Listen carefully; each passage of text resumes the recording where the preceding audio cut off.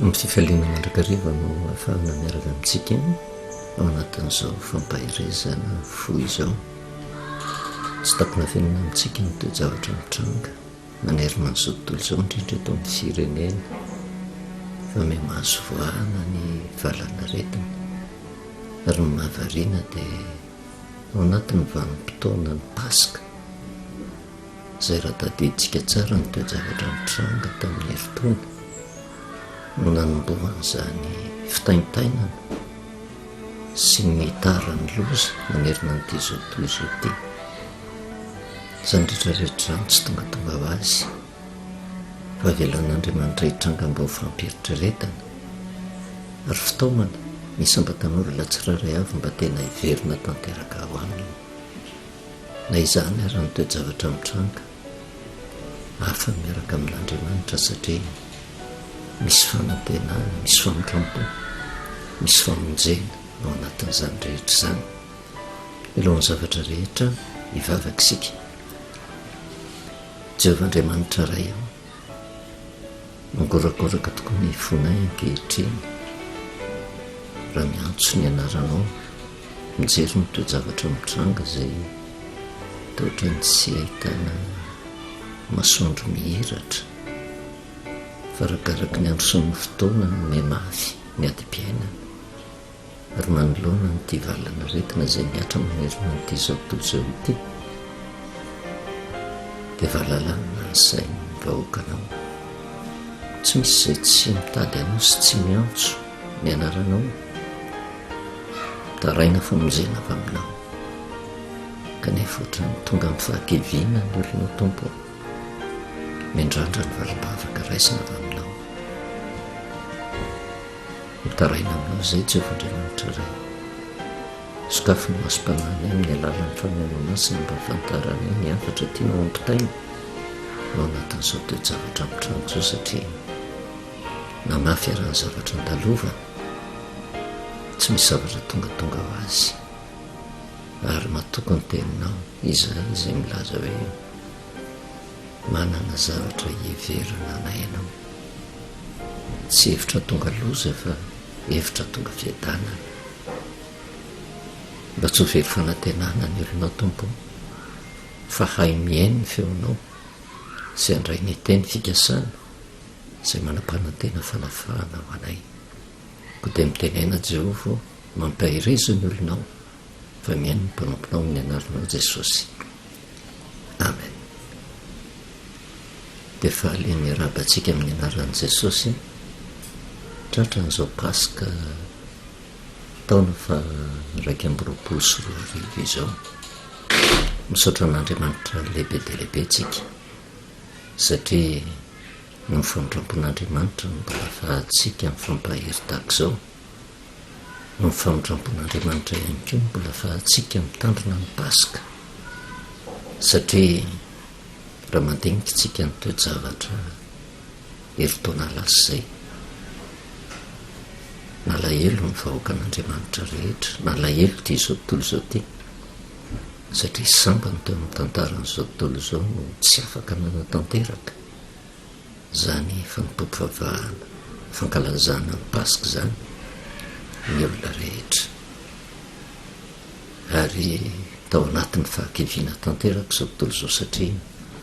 tena andro fisaonana mihitsy herintaona lasa izay, nandripaka ny valana retina, maro no maty ary natratratra amin'ny firenentsika izany ary tsy nifidy nasina mihitsy ny aretina na mpanompon'Andriamanitra na tsy mpanompon'Andriamanitra, tsy nifidy nasina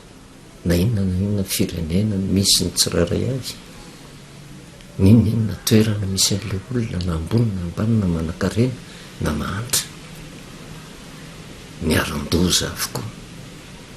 Kanefa araka ny nambarantsika hoe tsy Andriamanitra mihetraketraka akory fa Andriamanitra mamindra fo satria mbola tsy nifantaperan'izao tontolo izao no natrehantsika fa mbola loza miatra ary reny navelan'Andriamanitra hitranga mba ho kofe hisaritana ny olona hiverina tanteraka amin'Andriamanitra. heritaona lasy izay tao anatin'ny fiborona tanteraka izao tontolo izao. Ary eo anatin'izany ny tian'Andriamanitra ampitaina amin'ny olona tsiraray avy fa ny vanim-potoana ny Paska dia vanim-potoana fisaonana. Satria raha ny famarinany teny soratra masina hitantsika tany amin'ny Ekzodosy 12 fa ny vanim-potoana ny Paska izay ny tanterahana Paska voalohany tamin'izany vanim-potoana izany ny tanterahana tao anatin'ny fiborona. Tsy nisy fifaliana teo amin'ny tany Egipta na ho an'ny zanak'Israely na ho an'ny Egiptianina fa tena vanim-potoana trangan-doza miteraka fisaonana, fitaintainana na ho an'ny olona niaran-doza na ho an'ny olona izay tsy niaran'izany satria vavolombelona ny zanak'Israely tamin'izany vanim-potoana izany nahita ny fikikikan'ny olona ny Zoipa aoriana tao amin'ny tany Egipta satria niaran'olona tamin'ny tao anatin'ny fitaintainana tanteraka. Nanomboan'ny zanak'Israely mitandrina ny Paska tamin'izany vanim-potoana izany. Ary ny votoavikevitra lehibe ao anatin'ny Paska dia famonoana ny zanak'ondry tsy misy kilema izay antoka anankiray nahatonga ny zanak'Israely ho tafavoaka teo amin'ny tany Egipta. Ankehitriny heritaona tio aoriana misaotra an'Andriamanitra tsika satria afaka mitandrina malalaka ny Paska ankoatran'ireo lanonana maro isan-karazany ety amin'ity zao tontolo izao ity izay tsy afaka mitanterahana dia mbola afaka mivavaka ny kristianina afaka miantso an'Andriamanitra. Kanefa izay le famindrampon'Andriamanitra izay le famelan'Andriamanitra ny kristianina hivavaka izay dia fizan'ny toetra an'Andriamanitra ihany koa manoloana ny toe-javatra tamin'ny lasa ve nisitona lesona tamin'ny toe-javatra misy ve ny vahoaka an'Andriamanitra. Nandray fanapa-kevitra hiala tamin'ny faratsiana ve ny vahoaka an'Andriamanitra. Tapa-kevitra niverina ho amin'ny famarinany tenin'Andriamanitra ve ny vahoaka an'Andriamanitra. Sa ny zavatra nahazatra hatramin'izay ihany no mbola tohizana mandraka ankehitriny. Ao anatin'ny vanim-potoana ny Paska tsika heritaona lasy izay Paska fisaonana ary izay anisan'ny famarinana lehibe tian'Andriamanitra hampitaina amin'ny vahoaka an'Andriamanitra. Fa ny Paska dia tena vanim-potoana fisaonana tokoa. Mety tsy dia tazana loatra raha manoloana ny fampivavahana ny tanterahan'ny zanak'Israely tamin'izany vanim-potoana izany satria zanak'ondry tsy misy kilema no novonoana. Fa rehefa tonga teto amin'ity zao tontolo izao ity Jesosy Kristy, ny vanim-potoana ny Paska dia ny vanim-potoana izay namonoana ny Kristy teo amin'ny hazo fijaliana. Fisaonana tany an-danitra, fisaonana tetỳ an-tany. Ary izay vanim-potoana fisaonana izay vanim-potoana fitodiana amin'ny tena mandray ny afatr'Andriamanitra satria ny antony nahafatesan'i Jesosy Kristy dia mba hitondrana famonjena ho an'izao tontolo izao. Maty izy ilay Andriamanitra tonga teto amin'ity zao tontolo izao ity kanefa nilavon'ny olona tamin'izany vanim-potoana izany. Ary izay no mahatonga antsika miresaka hoe fampivavahana izay tanterahana amin'ny andro Paska dia vanim-potoana fandinihan-tena, fahanginana, vanim-potoana andraisana fanapa-kevitra hiala amin'ny ratsy, hanao tsara, vanim-potoana andraisana ny famonjena izay nitanterahan'i Jesosy Kristy tamin'ny alalan'ny fahafatesana. Fa ho jerevantsika amin'ny fomba hafa indray izany Paska izany. Ny Paska dia vanim-potoana tena hipoirany loza faratapony teo amin'ny tany Egipta tamin'izany vanim-potoana izany, mba hanapofon'Andriamanitra ny amin'ny olona miodina taminy tsy nanaky ny fipetranapetrany. Dia nisy ny fandringanana ny matoto ao Egipta hatramin'ny olona ka hatramin'ny biby fiompy ary tenin'i Jehovah mihitsy no laza ny Andriamanitra ny Egiptianina dia ho tsaraiko. Nisy fipetranapetraka-Andriamanitra ary nisy ny nandatsy ny hainy ny fipetra izay nahatonga ny Egiptianina tena ringana. Fa tetsakilan'izay ihany koa ho an'ny zanak'Israely tsy hoe marina izy fa nanaiky ny fipetrana napetrak'Andriamanitra dia ilay fipetrany famonjena dia na dia tao anatin'ny fisaonana azy dia nahatsiarina famindram-pon'andriamanitra satria vanim-potoana ihany keo anomboan'andriamanitra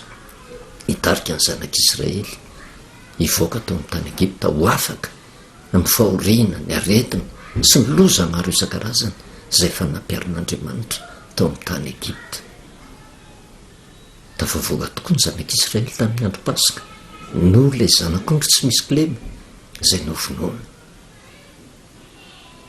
Miaraka nohanina tamin'ny mofo tsy misy masirasira izay tandindony fahafatesan'i Jesosy Kristy. Fa izay ilay fivoahan'ny zanak'Israely izay akondry tsy midika fa hoe tena tsy misy tsony ny loza nanarak'izay, fa misy lalana soritan'Andriamanitra hitondrana ny zanak'Israely manomboka amin'ny vanim-potoana ny Pasika io mandra-pahatonga eny amin'ny tany Kanana. Ary ny lalina izay nidiavina na nielanelana fivoahana tao amin'ny tany Egipta mandra-pahatonga tany amin'ny tany Kanana mbola loza tsy ho amantany no niasa tamin'ny zanak'Israely tao anatin'izany. Ary matetika no tratra izay loza izay ny zanak'Israely satria ninina nadino ny vanim-potoana namonjen'Andriamanitra azy.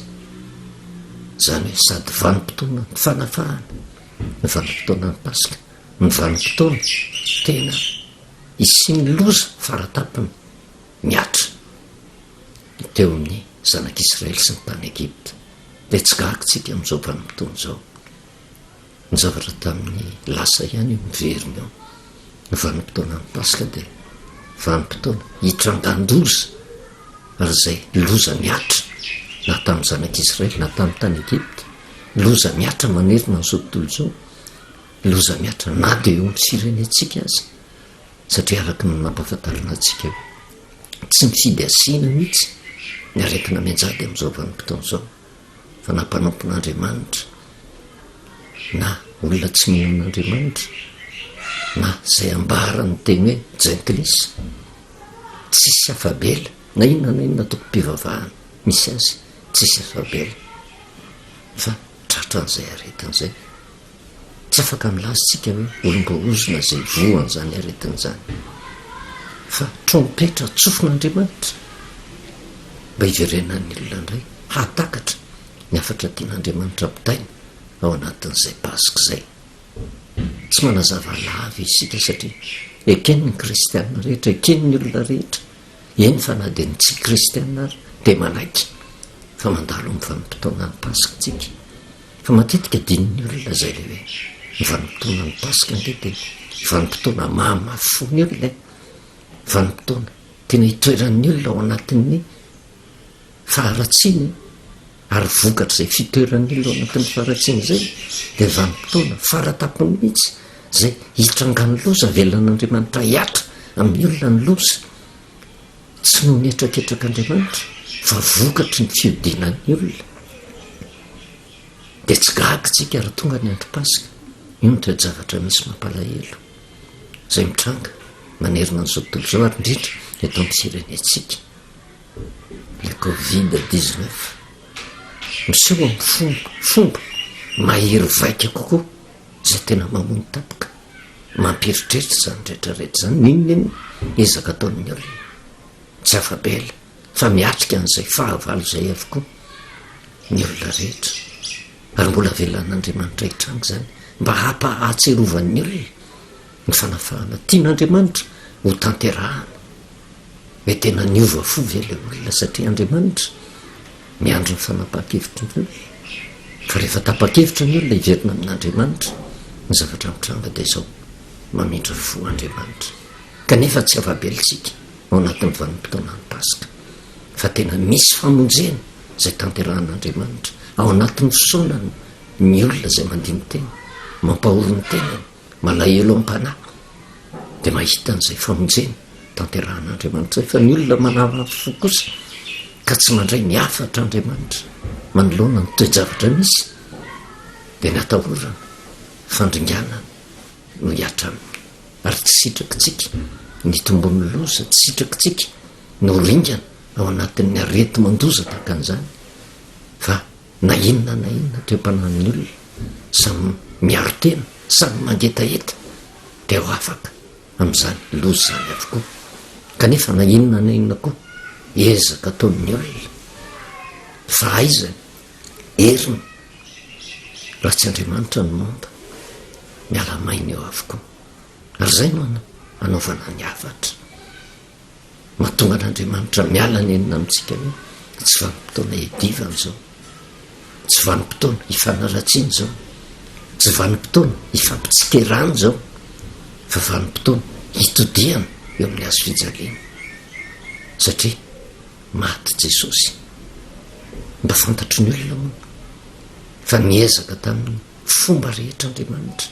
nitondrana famonjena teto amin'ity zao tontolo zao ty, hatrany amin'ny testamenta taloha, hatraty amin'ny testamenta vaovao, mandra-pahatonga an'izao androtsika izao naneraka amin'ny mpaminany izy tany amin'ny testamenta taloha, fa tsy nandahitra natramin'ny zanak'Israely ary ny famonjena izay nikatsahan'Andriamanitra ho tanterahana. Nasehon'Andriamanitra tamin'ny andro Pasika famonoana ny zanak'ondry tsy misy kileny, ny herin'Andriamanitra mamonjy fa tsy nandaitra tamin'ny zanak'Israely izany. Nidina mihitsy Andriamanitra tamin'ny alalan'i Jesosy Kristy teto amin'ity zao tontolo zao ty, namela fianarana, nitory ny famonjena ary nilaza fa akaiky ny fahataperan'izao tontolo zao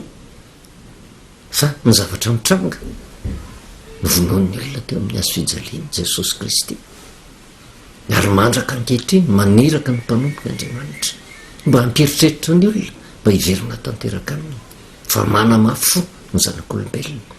Kanefa dia mbola nomen'Andriamanitra Pasika iantsika ary ny Pasika dia famonoana ny zanak'ondry mba fantatry ny kristianina aveo fa ny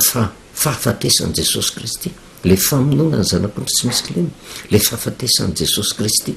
io ny farafialanenina azon'Andriamanitra ny tanterahana tamin'ny zanak'olombelona mba handraisany famonjena. Maty Jesosy fa tsy midika izany voavonjy izao tontolo zao satria izy dia niteny tsy tonga hanameloko izao tontolo zao izy na hitsara izao tontolo zao fa tonga mba hamonjy izao tontolo zao. Vitany ny adidiny, vitan'ireo olona ny famonjena fa zasanao tsy mbola voavonjy fa ny andrasan'Andriamanitra amintsika dia ny anike antsika ny toromarika rehetra ny lalana andraisana famonjena ary raha mizotra amin'ny lalany mpamonjentsika zay efa vitan'i Jesosy dia ho vonjenitsika. Farafialanen'Andriamanitra amiko aminao ny fahafatesan'i Jesosy Kristy. Kanefa mbola tsy tonga ny farany dia izay le fialanen'Andriamanitra amiko so aminao. Avela nitranga amin'ny vanim-potoana ny Pasika tahaka an'izao ny toe-javatra ratsy sy tsara amin'ny lafiny anankiray loza faratapony ary mampanara tsy tafaverina amin'ny laonina ny olona indrindra ny kristianina vao makamy mafimafy eo loza io ary dia hitantsika taratra amin'izao vanim-potoana zao fa tena matahotra sy mangovotra ny olona satria tena amin'ny heriny mihitsy natongavan'le valana retina amin'izao vanim-potoana zao izay mamely ny olona mamono tampoka ohatrany tsy misy fialanenina firy azony tanterahana fa zay tratrany fa mindrompon'Andriamanitra mbola mahavelona azy fa tonga dia mandringana fa saingy zasanao amin'izao vanim-potoana zao mety mbola tsy tratrantsika, mbola tsy zohina retintsika dia mbola manamafy fotsika fa tokony hisidina lesona ny amin'ny toe-javatra mitranga hoe raha izany tratran'izany, raha ianao ny tratran'izany vitako ve ny fifandraisana amin'Andriamanitra sa hovarena hifanenjika fotsiny hifanaratsy eto amin'ity zao tontolo zao ty tahaka ny nataon'ny Egyptianina tamin'izany vanim-potoana zany rehefa tonga ny baiko tamin'ny zanak'Israely hoe hoento ny oloko hivoaka amin'ny tany Egypta fa nanamafy fo fa fampijaliana ny zanak'Israely no nataony, fanenjehana ny zanak'Israely no nataony, famonoana ny zanak'Israely no nataon'ny Egyptianina, ny eritreritra fa teo am-pelatana ny hery rehetrarehetra dia nanamafy fo manoloana ny afatra izay nentin'Andriamanitra ringana araka ny tenin'i Jehovah hoe hidina amin'ny vanim-potoana ny Pasika io ary hamono ny matoa rehetra eo amin'ny Egypta hatramin'ny olona ka hatramin'ny biby fiompy ary ny Andriamanitra ny Egyptianina dia ho tsaraiko ozy Jehovah fa tsy nino an'izany ny Egyptianina ary maro ny olona nefa amin'izao vanim-potoana zao tsy takona venina manana ny toe-panahin'ny Egyptianina manamafy fo manoloana ny afatr'Andriamanitra. Izany Pasika dia eo ny tena miseho amin'ny heriny rehetrarehetra ny ratsy, miseho amin'ny heriny rehetrarehetra ny valana retina maro isan-karazany satria tsy tongatonga ho azy ange ny loza miatra amin'izao tontolo zao fa arakaraky ny mahamafy ny loza de ohatran'Andriamanitra tehiteny mihitsy hoe tena mihamafy tsy atoko zao tontolo zao miny mikipy miny manampitsofina manoloana ny afatra manoloana tsy verenana amin'Andriamanitra fa miantehatra amin'ny arena ny laza ny voninahiny amin'ny heriny rehetrarehetra kanefa de zao Jehovah ny fanonteny zay rehetra mety ho amikiran'ny olona zay nge nytiany Jehovah mpitaina ao anatin'le hoe ary ny Andriamanitra ny Egyptiana de ho tsarako zany hoe zay rehetra nanankinan'ny olona ny fony tsy afabela nenenina zavatra atao amin'ny olona fa ny famafisany loza miatra de midika mafy loatra eo anatrehan'Andriamanitra ny fiodinan'ny olona ka ny antso ataon'Andriamanitra de mba andraisantsika zay le farafialanenina ataon'Andriamanitra amintsika zay satria tsy misy famonjena afakoatran'io de ny fahatserovana fahafatesan'i Kristy teo amin'ny azo fijaliana zay antoka hahavelona atsika, antoka anavotana atsika, antoka andraisantsika amin'ny famelan-keloka, antoka ampitsahatra ny loza de tahaka ny zanak'Israely tamin'izany vanim-potoana zany tao anatin'ny fiboana ao anatin'ny fisaonana ao sika ary zany olona misaona zany tsahatra daholo zay mety ho everiny fa ahitana fifaliana ary misitona lesona ny am'seho rehetra re aty ivelany de ny fidradradradrana no fahoriana zay mianjady zay reny ny zanak'Israely tamin'izany vanim-potoana zany ka andraisany fanapaha-kevitra tanteraka hiala tao amin'ny tany Egipta tany be fahoriana fiaino aretina andeha any amin'ny lalina zay atoron'Andriamanitra azy de torak'izany zao andro pasika zao na de eo arany loza de ao ihany ko nefa ny fanantenana lehibe ho an'ny vahoakan'Andriamanitra satria anafaka Andriamanitra ary hitatsika moa eo anatin'izany tsy hoe tonga ny pasika de tena tonga tamin'ny faratapony loza de tena nampitsahatra ny ampipon'ny Farao sy ny Egypta fa taoriana kely ny pasika ihany ko vao maika ny mafy ny famafisakatoko ny mponina tao amin'ny tany Egypta tamin'izany vanim-potoana zany ary na ny zanak'Israely ary tao anatrehan'izany ohatra ny tena very fanambola velona ihany ko satria anarany ko mipatafa voaka tao amin'ny tany Egypta na de teo raha le zanak'ondry tsy misy kilema fa nanjary nizogozona ny finoana tsy ny olona tamin'ny teny fikasana nomen'Andriamanitra ka saiky ny ala tamin'ny finoana fa vao maika ny mafy ny loza ny anjady tamin'ny Egyptiana de io koa ny zavatra tena atahorantsika tsy mijanona fotsiny eo amin'ny pasika e tena eo ny tena misandratra be ny loza fa oriana kely ny pasika vao maika ny mafy eo loza io anjarantsika moa no mitsara tsy resaka fampitahorana zany vao maika ny mafy lo ny olona vao maika tsy miverina amin'Andriamanitra ny olona ary ny kristianina indrindraindrindra vao maika mimimanda an'Andriamanitra tsy miverina ao amin'ny famarinana ary zay no mahatonga ny loza mimafy kanefa na izany na tsy zany zay le fialan'enin'Andriamanitra io ny faraha fialan'enina Jesosy Kristy zay mbola tsy takatry ny olona ny zava-miafina ao ambadiky ny maha Jesosy an' Jesosy ka ny zay saim-patany mitondrana ny fanompoko vavahana fa mamindra fo Andriamanitra fa vao maika mimafy ny loza kanefa na mafy taka an'izany ary ny loza Andriamanitra mampiseho ny heriny tsy misy Andriamanitra afaka mamonjy lafa tsy Jehovah Andriamanitra irery any sy ny fiverenana aminy reo natrehan'izany no ampahirezana atsika hoe na de eo ary io toe-javatra mitranga ao nivo ny pasika am'izao vanim-potoana zao satria valitsika mivavaka amin'Andriamanitra tsika miantso an'Andriamanitra tsika afaka mitandrina ny pasika tsika fa tsy misaraka ny loza kanefa misy ny teny fampanantenana ataon'Andriamanitra ary ny teny fampanantenana zay apetraka Andriamanitra amintsika hitatsika te amin'ny Isaia 7:15 Isaia 7:15 ny andiny fahaenina amby folo ka hatramin'ny fahavalo amby folo mba hampahirezana atsika manoloana n'izao toe-javatra mitrango zao satria betsaka ny olona nge mampanantena zavatra bokady matoky fa tsy maintsy mivoaka ho mpandresitsika satria pasika ty fa tsy hitan'ny olona ny tantaran'ny baiboly tafavoaka nge zanak'Israely tamin'ny andro pasika fa vo mainky ny mafy ny loza fa saingy niatra tamin'iza ny loza mafy be tamin'izany vanim-potoana zany niatra tamin'iza satria ny fahaizan'andriamanitra avokoa na ny zanak'Israely na ny Egyptiana fa ny zanak'Israely endry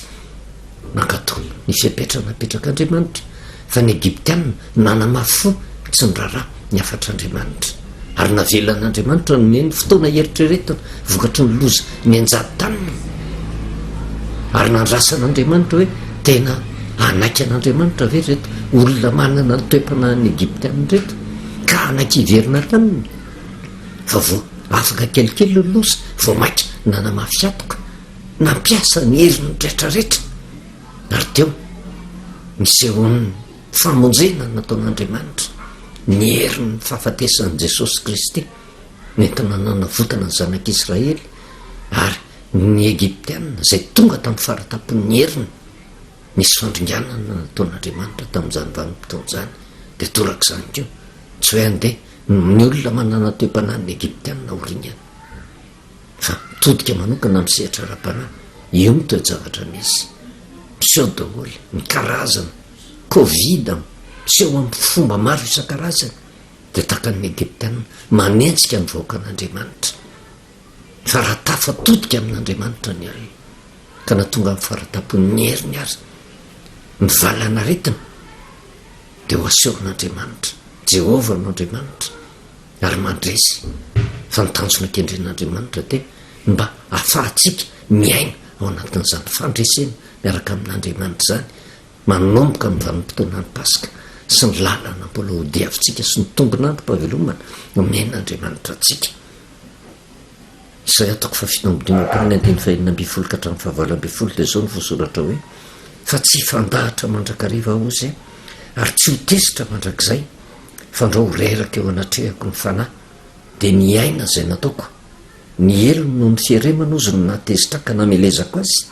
fa ny hery aho satria tezitra nefa niodina izy ka mbola nandroso tamin'ny lalana tiany fony ihany efa nahita ny lalany aho nefa ahasitrana azy ihany dia hitaridalana azy aho ka ampody ny fionaonana ao aminy so amin'ny malahelo ao aminy teny fikasana izay tsy mbola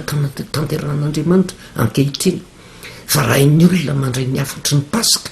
dia mitenin'i Jehova hoe ahasitrana azy ihany hitaridalana azy aho kanefa mampatsiaro kosa Andriamanitra inona no anton'izany rehetrarehetra zany ny elo no ny fieremana ozy no natezitra namelezako azy ny hery aho satria tezitra nefa miodina izy ka mbola nandroso tamin'ny lalana tiany fony ihany dia hitatsika fa zay rehefa tena hoarina ke nitoetra n'izao tontolo izao dia nitoetra ny Egyptiana tamin'izany vanim-potoana zany izay nanehon'Andriamanitra ny hery ny loza folo nandalo teo tonga ny pasika maty ny matoa hatramin'ny olona ka hatramin'ny biby fionika nanaten'Andriamanitra fa tena anaiky fitantanan'Andriamanitra resitona lesona any amin'ny toe-javatra mitranga tonga ny pasika tafavoaka ny zanak'Israely ny olona manana toe-panahy iverina amin'i Jehova fa saingy nanamafy fo ny Egyptiana dia ozy ny lazain'i Jehova hoe niodina izy ka mbola nandroso tamin'ny lalana tiany fony ihany kanefa inona ny zavatra mitranga nahita ny lalany aho izy hitan'i Jehova zany rehetrarehetra zany nefa ahasitrana azy ihany aho dia hitaridalana azy aho ka mpody ny fionoanana ao aminy so amin'ny manahelo ao aminy ary zany teny fampanantenan'izany ny tian'Andriamanitra ampitaina amintsika tsy atokotoko be fahatany fa ny zavatra andrasan'Andriamanitra amintsika dia zao ny anajantsika amin'ny fipetra na ara-nofo na ara-panahy ary ny atonga atsika hametraka tsy zavatra everitsika ao ambony eto amin'ity zao tontolo izao ty fa ny iraisantsika fo iraisantsika saina iverina tanteraka amin'Andriamanitra mba ahafahan'Andriamanitra manatanteraka ny fahanasitranana antsika satria ny pasika izay famonoana ny zanak'ondry tsy misy kilena ny pasika izay fahafatesan'i Kristy no tsarovana ao anatin'izany dia aoka ho tadiditsika fara fialan'ny enina azon'Andriamanitra ny tanterahana amikiso aminao mba handraisantsika ny famonjena kanefa mbola tsy tonga ny farany ny pasika fara fialan'ny enina nataon'Andriamanitra ao atsika mba ahafahan'Andriamanitra mamonjy atsika amin'io valana aretina miatra indrindra eto amin'ny firenena eto zao inona no antso tokony atao manomboka amintsika kristianina isam-batan'olona tsy misidy na fiangonana iza na fiangonana iza indreo anatin'ny soratra masina mijerena marina amin'andriamanitra tena matoky na dia ataon'ny olona hoe zany ve dia mba marina raha ny fiangonana rehetra misy ka milaza fa fiangonana kristianina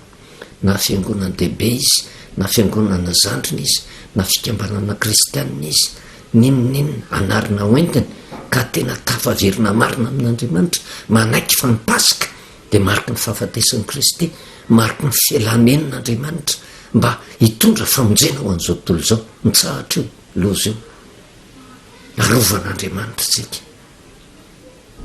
raha mampatsiary mandrakariva ny tenin'ny Isaia mpaminany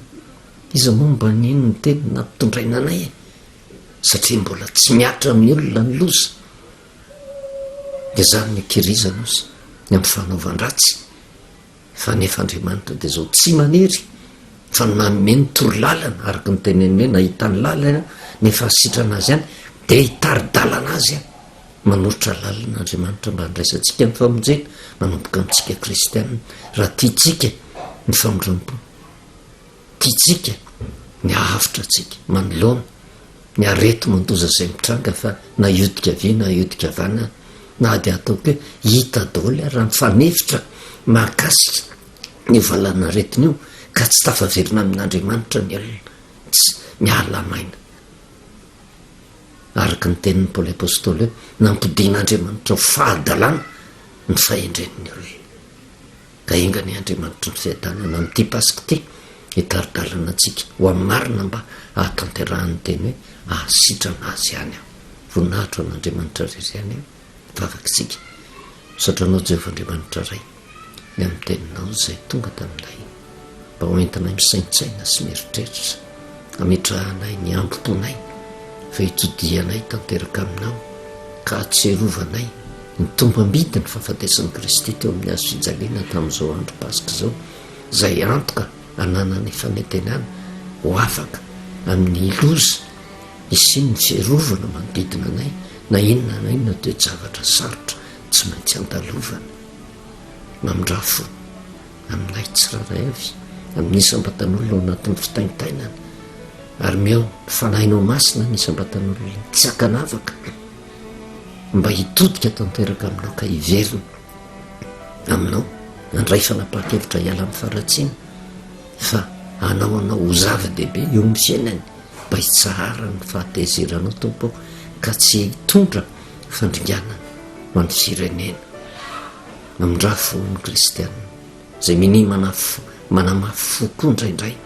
manoloana ny famarinany teninao satria misy zavatra amboarina ao amin'izany teninao zany no ny tombotsoa diadiavin'ny kristianina ianao mitaridalana ao amin'ny marina ka